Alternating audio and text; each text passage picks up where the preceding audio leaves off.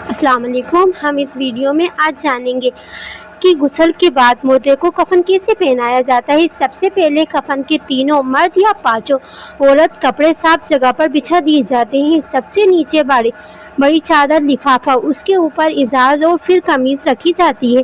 اگر سمبھو ہو تو کفن پر ہلکی خوشبو لگائی جا سکتی ہے، لیکن شراب ملی ہوئی خوشبو سے بچنا چاہیے۔ غسل پورا ہونے کے بعد مردے کے جسم کو تولیے سے ہلکے سے سکھایا جاتا ہے اور پوری حیا و پردے کا خیال رکھا جاتا ہے۔ پھر مردے کو بہت ادب اور نرمی سے کفن کے اوپر لٹایا جاتا ہے۔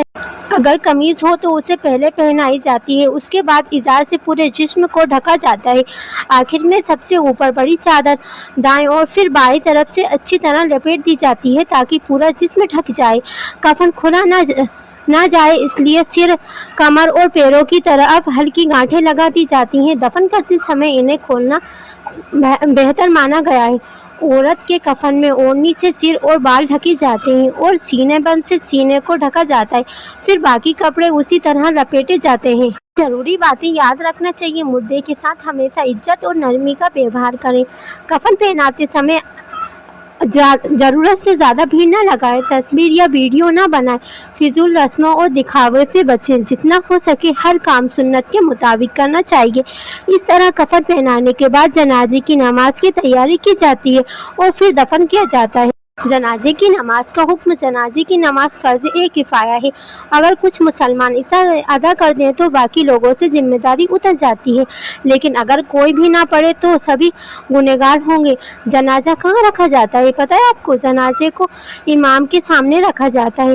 اگر مرد کا جنازہ ہے تو امام اس کے سر کے سامنے کھڑا ہوتا ہے۔ اگر عورت کا جنازہ ہے تو امام اس کے بیچ، سینے کمر کے حصے کے سامنے کھڑا ہوتا ہے۔ جنازے کی نماز میں کتنے تکبیریں ہیں؟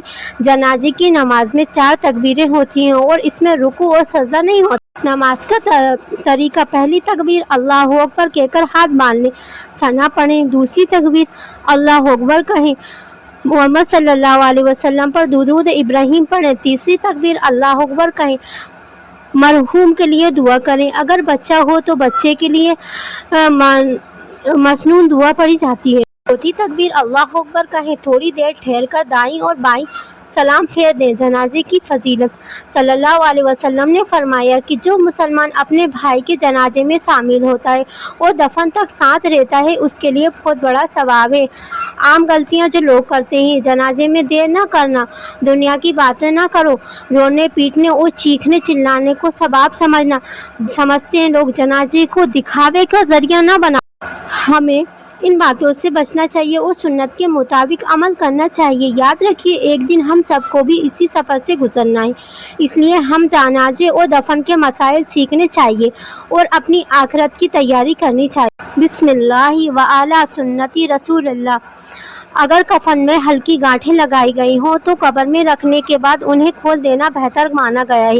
مردے کو رکھنے کے بعد لحد اگر بنی ہو کو اینٹوں یا پٹیوں سے بند کیا جاتا ہے، پھر اس کے اوپر مٹی ڈالی جاتی ہے۔ جو لوگ موجود ہوں ان کے لیے 3 مٹھی مٹی ڈالنا مستحب بتایا گیا ہے۔ دفن کے بعد مرحوم کے لیے دعا کی جائے۔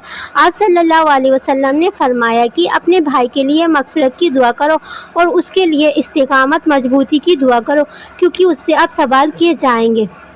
دفن کے بعد کی عام غلطیاں لوگ جو اکثر کرتے ہیں: